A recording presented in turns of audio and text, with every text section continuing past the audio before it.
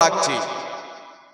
একদল বলছে যে আল্লাহ মিথ্যা কথা বলতে পারে, আর একদল বলছে আল্লাহর জন্য মিথ্যা বলা অসম্ভব, মহল, হতেই পারে না। তো কোন দলটি সঠিক বাবজি? আপনাদের বিবেক কি বলে? আল্লাহ মিথ্যা বলতে পারে, কিন্তু যুক্তি আছে তো মওলানার কাছে। যুক্তি কি? বান্দা মিথ্যা বলতে পারে, আল্লাহ মিথ্যা বলতে পারে না। তাহলে বান্দার শক্তি চাইতে আল্লাহর শক্তি কমে গেল। নাউজুবিল্লাহ বলবেন না? তাহলে চোর চুরি করতে পারে, হাজী সাহেব চুরি কর না, তো হাজী সাহেব শক্তি কমে যাবে? বিরাদর ইসলাম, আল্লাহ তাবারাক ওয়া তাআলার ব্যাপারে যাদের আকীদা খারাপ, ও নামাজ পড়ে করবে কি, রোজা রেখে করবে কি?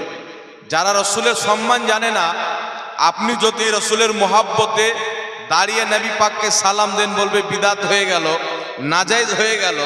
যেই ধর্মতে নবীর তাজিম করা বিদাত আর শিরিক হয়ে যায়, রসুলের সম্মান করা বিদাত আর শিরিক হয়ে যায়, ওই ধর্মের ব্যাপারে আমার কিছু বলার নাই। আমার ইমাম প্রায় 150 বছর পূর্বে আলা হযরত বলেছেন, শিরিক ঠহরে জিসমে তাজিমে হুজুর উস বুরে মজহব পে লানত কিজিয়ে। আলা হযরত বলছেন, নবীর সম্মান করা, নবীর তাজিম করা যেই মাযহাবে, যেই ধর্মতে শিরিক হয়, বিদাত হয়, ওই ধর্মের প্রতি লানাত পাঠাও। সুবহানাল্লাহ বলবেন না? নবীর তাজিম করবেন না তো কার তাজিম করবেন? আল্লাহ বলছেন, ওয়া তুআযজিরুহু ওয়া তুআক্কিরুহু, আমার নবীর খুব তাজিম করো, খুব সম্মান করো, খুব তাওকির করো। আল্লাহ বলছেন, ইজ্জত তো আল্লাহ আল্লাহ রসুলের জন্য। যারা আল্লাহ আল্লাহ রসুলের ইজ্জত করে, তারা দুনিয়াতেও কামিয়াব, আখিরাতেও কামিয়াব। জোরে বলেন সুবহানাল্লাহ। সুবহানাল্লাহ। আর এর জ্বলন্ত উদাহরণ হচ্ছে পবিত্র কুরআন। প্রথম পারা পড়েন, পেয়ে যাবেন। আল্লাহ পাক আদম আলাইহিস সালামকে সৃষ্টি করলেন কি দিয়ে? মাটি দিয়ে সৃষ্টি করলেন। তো আদম আলাইহিস সালাতু ওয়াস সালামকে যখন সৃষ্টি করা হলো, আল্লাহ পাক হুকুম করলেন সকল ফেরেশতাকে একত্রিত করে, উসজুদু লি আদামা, আদমকে সাজদা করো। ইবলিসও ছিল। ইবলিস যখন কি ছিল? মুআল্লিমুল মালায়েকা, ফেরেশতাদের সরদার। তার ইবাদত কত ছিল? 6 কোটি বছর। কিছু কিছু উলামায়ে কেরাম লিখেছেন, তার সাজদাগুলিকে যদি জমিনে বিছিয়ে দেওয়া হয়, রে দানা রাখার জায়গা পাওয়া যাবে না। চিন্তা করেন কত বড় আবিদ ছিল। আর ওর প্রত্যেকটি ইবাদত আল্লাহর দরবারে কবুল ছিল। আল্লাহ বললেন, আমার আদমকে সাজদা করো।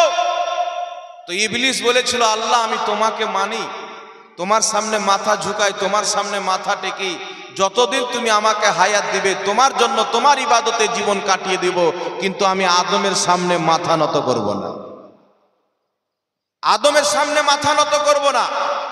তো আল্লাহ তাবারাক ওয়া তাআলা বললেন, ইবলিস তুমি যখন 6 কোটি বছর আমার ইবাদত করেছো, আমাকে এত সাজদা করেছো, তো যাও আমি তোমাকে মাফ করে দিলাম। বলেছেন 6 কোটি বছর তুমি আল্লাহ আল্লাহ করেছো, যাও ক্ষমা করে দিলাম।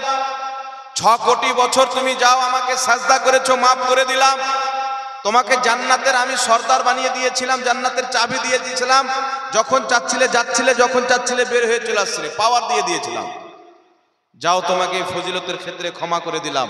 তোমাকে মুআল্লিমুল মালায়েকা, ফেরেশতাদের শিক্ষক বানিয়েছিলাম, তোমাকে ক্ষমা করে দিয়েছিলাম। না, আল্লাহ আমাদেরকে একটি শিক্ষা দিয়েছেন, একটি মেসেজ দিয়েছেন। শুনো, আল্লাহ তাবারাক ওয়া তাআলা বড় বড় পাহাড় সমতুল্য গুনাহ ক্ষমা করে দেয়। কোন আল্লাহ চাইলে ক্ষমা করে দিতে পারে, কেউ আল্লাহ চাইলে ক্ষমা করে দিতে পারে, কিন্তু আল্লাহ বলছে, শোনো, আমার নবী সম্পর্কে তোমার অন্তরে যদি চুল পরিমাণে বেয়াদবি থাকে, আমি আল্লাহ কোনোদিন ক্ষমা করব না। জোরে বলেন সুবহানাল্লাহ। সুবহানাল্লাহ।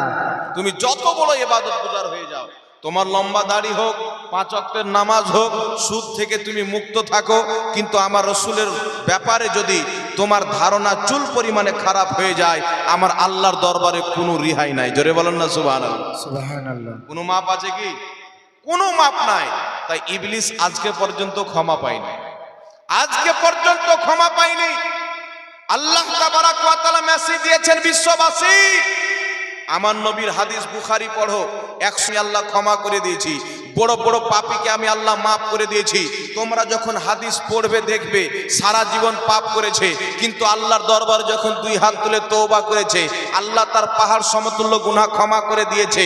কিন্তু আল্লাহ পাক বলছে আর একটি তারিখ আমি এই কোরআন পাকে কায়েম করে দিয়েছি যে আমার নবীর গুস্তাখ আদমের সম্মান করেনি, আদমের তাজিম করেনি, আমি ওই ইবলিসকে ক্ষমা করিনি এবং কিয়ামত পর্যন্ত ক্ষমা করব না।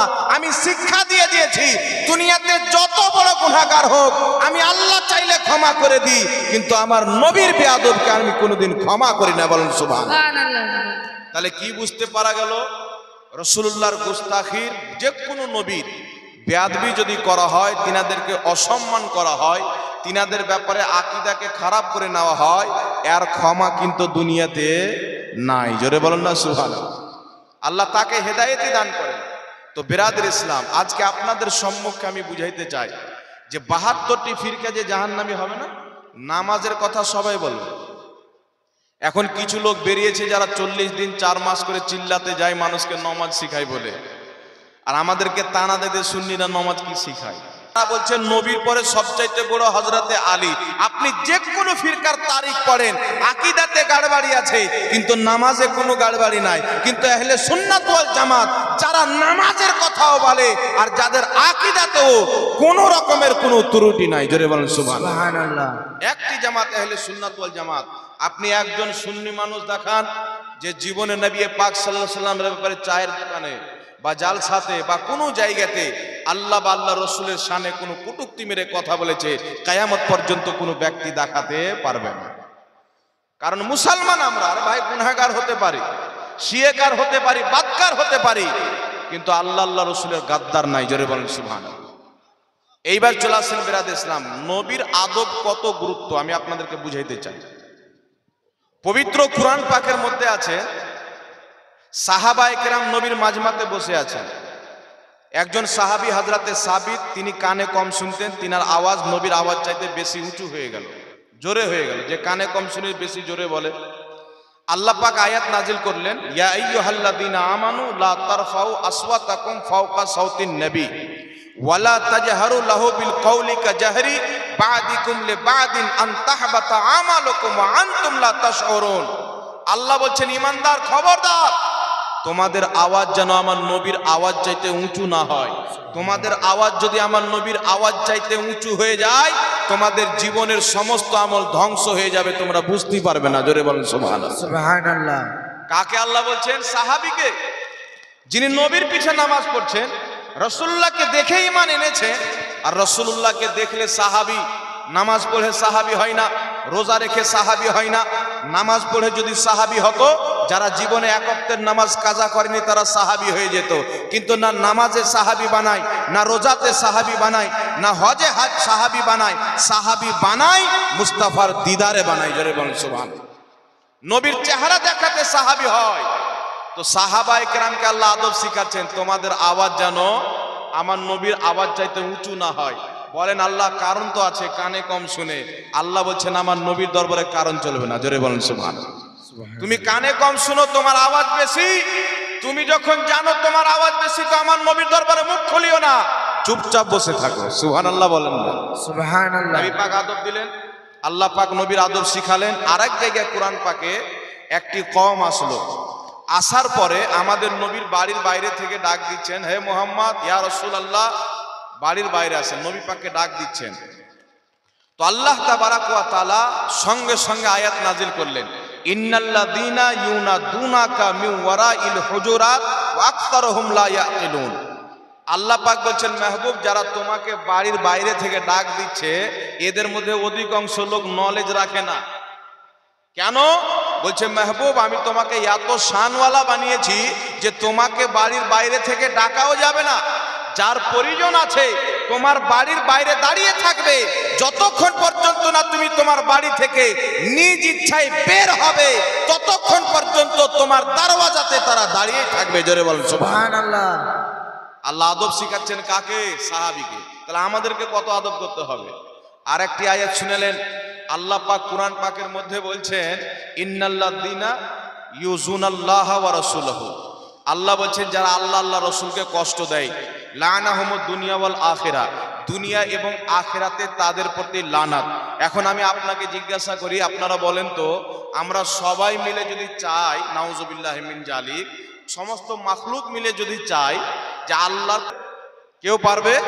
কিন্তু আল্লাহ বলছে যারা আল্লাহ আল্লাহ রসুলকে কষ্ট দেয় তাদের উপরে দুনিয়া এবং আখিরাতে লানাত। তো নবীকে কষ্ট দেয় আমরা জানি, কারণ নবী বাশারি লেবাসে এসেছেন, মানুষের লেবাস গায়ে দিয়ে তিনি পৃথিবীতে জন্মগ্রহণ করেছেন। তো নবীর দান শহীদ করা হলো, নবীর উপরে উজরি চাপানো হলো, নবীর শরীর থেকে রক্ত বের করা হলো, নবীকে কষ্ট দিতে পারে।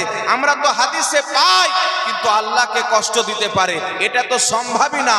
তো আল্লাহ বুঝিয়েছেন, শুনো, যেই ব্যক্তি আমার নবীকে কষ্ট দিল সে আমি আল্লাহকে কষ্ট দিল। সুবহানাল্লাহ। আমার নবীকে কষ্ট দেওয়া মানে আল্লাহকে কষ্ট দেওয়া, আমার রসুলকে মহাব্বত করা মানে আমি আল্লাহকে মহাব্বত করা, আমার রসুলের হুকুম মানা মানে আমি আল্লাহর হুকুম মানা। তাই আল্লাহ কুরআন পাকে বলছেন, মাইয়ুতিউর রাসূলা ফাকাদ আতা আল্লাহ, যে আমার রসুলের আদেশ মানলো সে আমি আল্লাহরই আদেশ মানলো। আল্লাহ কুরআনে বলছেন, কুল ইন কুনতুম তুহিব্বুনাল্লাহ ফাত্তাবিউনি ইউহিব্বুকুমুল্লাহ। আল্লাহ বলছেন, নবী তুমি বলো, তোমরা যদি আল্লাহকে ভালোবাসতে চাও, ফাত্তাবিউনি, আমি নবীর ইত্তেবা করো, আমি নবীর पैरवी করো। যদি আমি নবীর पैरवी করে নাও, আল্লাহ তোমাদেরকে ভালোবাসবে। জোরে বলেন সুবহানাল্লাহ। তো কি বুঝতে পারলেন যে শুধু আল্লাহকে ভালোবাসি বললে হবে না, নবীর पैरवी করতে হবে, নবীকে ভালোবাসতে হবে। রাসূলুল্লাহকে যখন ভালোবেসে নেবেন তো আল্লাহ অটোমেটিক আপনাকে ভালোবাসতে লাগবে। জোরে বলেন সুবহানাল্লাহ। তো রাসূলুল্লাহকে মহব্বত করা, আল্লাহকে মহব্বত করা, রাসূলুল্লাহর তাজিম করা, আল্লাহর তাজিম করা, রাসূলুল্লাহকে কষ্ট দেওয়া, আল্লাহকে কষ্ট দেওয়া, রাসূলুল্লাহর আদেশ মানা, আল্লাহর আদেশ মানা। আর যারা রাসূলুল্লাহকে কষ্ট দিল দুনিয়াতেও তাদের প্রতি আল্লাহর অভিশাপ, আখিরাতেও অভিশাপ। জোরে বলবেন না সুবহানাল্লাহ। তো নবীর আদব বুঝতে পারছেন কিরকম করতে হবে? এইবার চলে আসেন কিরকম রাসূলুল্লাহর আদব করতে হবে, নবীর সম্মান মহব্বত কিরকম করতে হবে। একটি হাদিস আর আপনাদেরকে শুনিয়ে দিই। আমার আপনার নবী এলান করলেন